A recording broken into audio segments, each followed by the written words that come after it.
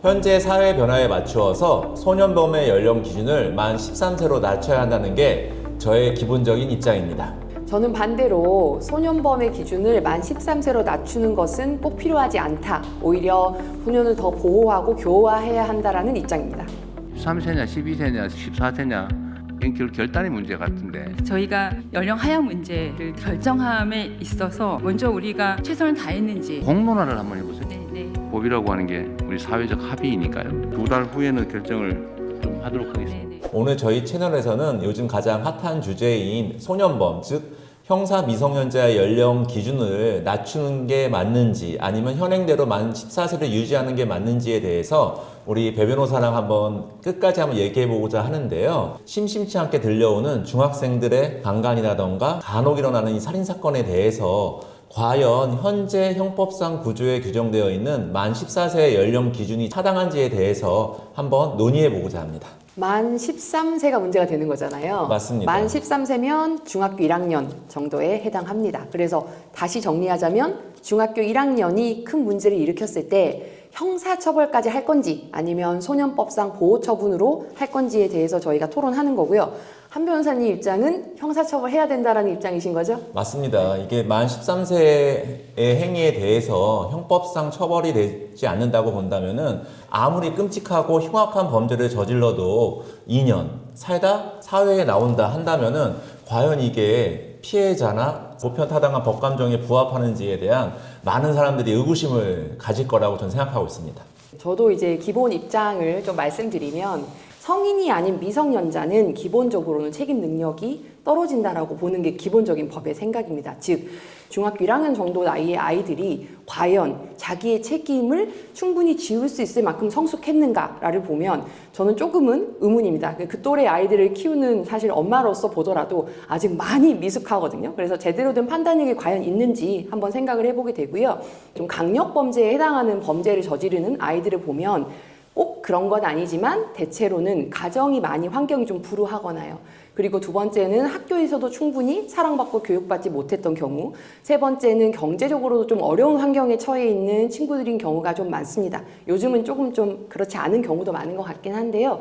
그런 면에서 이 아이들이 한 잘못을 과연 너 혼자만의 책임이다. 그러니까 너는 너의 책임을 다해서 형사처벌을 받아야 된다라고 할 수 있을까에 대해서 아직 만 13세는 조금 가혹하다는 입장입니다. 이미 2007년도에 소년법을 개정해가지고 그 전까지는 12세서부터 14세 되는 학생에 대해서만 처벌을 했는데 이미 그 처벌 연령의 하한을 만 10세까지 낮춰놨어요. 그 점은 그 뭐냐면은 10살, 11살만 된다 하더라도 이제 우리 사회가 이만큼 발전되었기 때문에 걔네들도 이제 충분히 응당, 비난 가능한 대상이 되는 나이의 기준으로 보지 않았을까. 최근 5년간 전체 촉법 소년 중 강력범죄 약 60%가 만 13세에 의한 범죄였고요.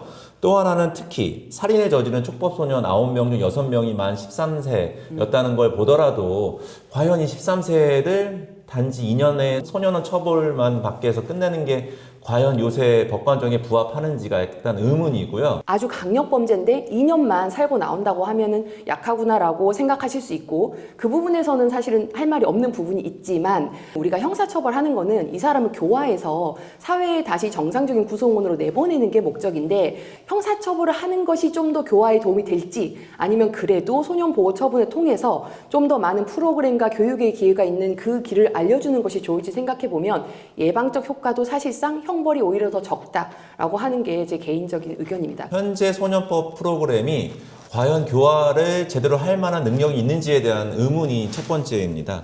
왜냐하면 현재 소년 시스템을 본다면 일단 해당 프로그램도 너무 부족하고 거기에 따른 전문가 자체도 부족하기 때문에 오히려 이게 애들이 소년원에 들어가면은 더 나쁜 범죄만 더 많이 학습해서 나오게 되는 끊이지 않는 이 악의 반복이 되지 않을까. 그런 점에서는 형사 미성년자에게 이 소년법상에 따른 보호 처분을 하는 게 과연 의미가 있을까. 좀 더 따끔하게 한번 홀구멍을 놔야지만 더 정신을 차리지 않을까라는 게 제 생각입니다. 네. 여기에 대해서 어떻게 생각해요, 배 변호사? 일단은 그 아이들이 교화가 되냐 문제를 보면 자, 만 13세의 범죄를 저질렀잖아요.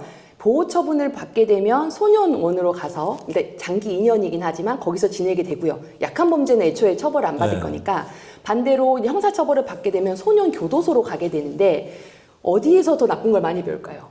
아무래도 좀 더 강력 범죄를 저지른 만 14세 이상의 청소년들이 있는 그곳에서 형들한테 또는 뭐 누나한테서 더 많은 나쁜 것을 배울 수 있거든요. 그리고 아이들을 교정하기 위한 프로그램 자체도 사실은 소년 교도소보다 소년원이 좀 더 자유롭고 조금 더 보호의 목적을 갖춰져 있기 때문에 조금 더 잘 되어 있다고 볼 수 있고 만약에 제대로 이렇게 아이들이 교화가 안 되는 게 문제라면 형사처벌 연령을 낮출 게 아니라 그 관련된 프로그램에 더 많은 예산을 배정하고 더 많은 고민을 하고 더 많은 연구를 해서 어떻게 해야 이 애들이 비록 이렇게 큰 잘못을 저질렀던 아이지만 성인이 됐을 때는 다시 한번 새로운 사람이 돼서 출발할 수 있는가 그거에 대한 고민과 투자를 하는 게 맞지 처벌만 더 세게 조금 더 낮은 연령부터 한다고 해서 그게 해결되는 건 아닌 것 같습니다. 근데 그런 식으로 생각을 한다면은 만 14세 형사 미성년자도 그럼 만 15세도 올려야겠죠. 14세도 어떻게 보면 13세랑 한 살 차이인데 한 살 많다는 이유로 소년교도소에 가서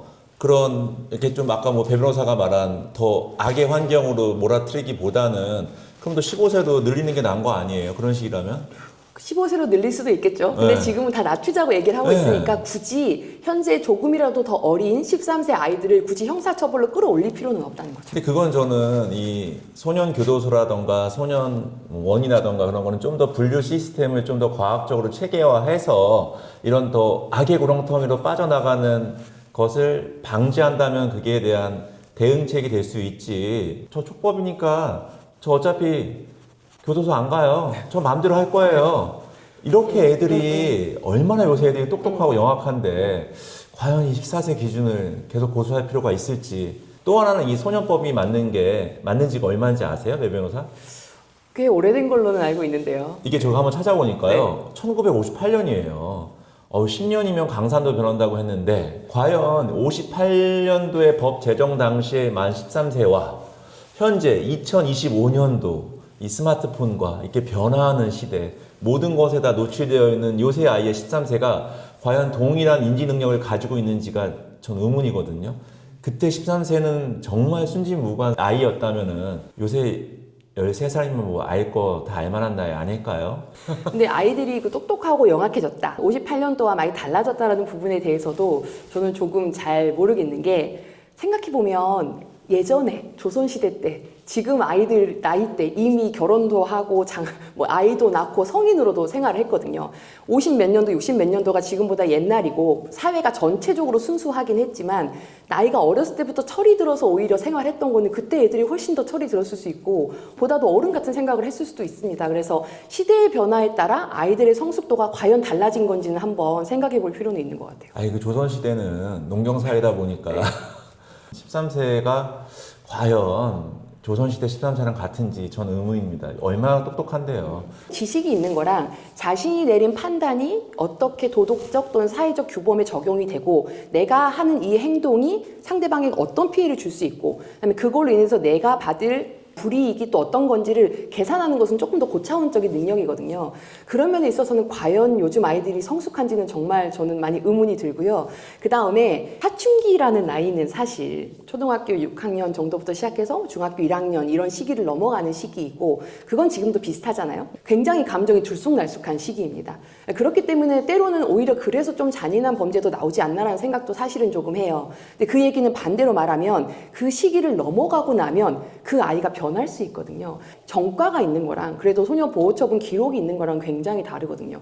물론 거기서 더 나빠지는 친구도 있을 수 있고 좋아지는 사람도 있을 수 있지만 우리가 사회 정책적으로 선택을 한다면 잘못은 했지만 좋은 사람으로 돌아올 수 있는 기회가 있다면 그래도 소위 말해서 빨간 줄 긋지 않고 기회를 한 번 더 준다는 점에서 그리고 아직은 많이 불안정한 나이라는 점에서 저는 현행을 유지하는 것이 더 맞다라는 생각입니다. 근데 한편 이런 생각도 드는 게 일단은 지금 이 13세 애들이 제가 계속 강조하지만 예전과 다르기 때문에 자기의 행동에 대한 분명한 이익 형량을 할 수 있는 나이라고 보기 때문에 저는 오히려 더 너가 잘못했을 경우에는 이제는 소년법이 아니라 형법의 적용 대상이 된다라는 것을 사회에서 명확하게 시그널을 준다면은 거기에 따른 일반 유화적인 효과는 훨씬 크다고 봅니다. 그 위험한 범죄로 넘어가는 그 순간에 나중에 나에게 온 불이익을 과연 얼마나 잘 계산할 수 있는가 좀 많이 의문이 드는 게요. 뭐 이런 게 있어요. 예를 들어서 제가 얼마 전에 이렇게 봤던 사건 중에는 평소에 나랑 절친인 친구를 괴롭히는 친구가 있었어요. 이제 걔가 어디 있다. 여기 와서 얘를 좀 혼내주자. 이렇게 얘기를 하니까 다른 친구들이 연락을 받고 이제 우르르 몰려가가지고 여러 명이 한 명을 이제 때리게 된 상황이었죠. 이렇게 되면 학폭도 문제가 되고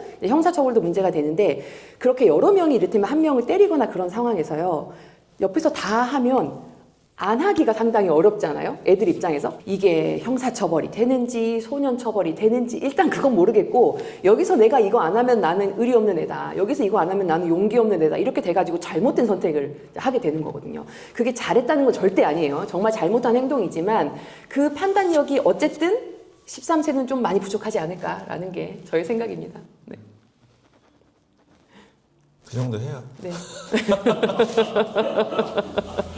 네.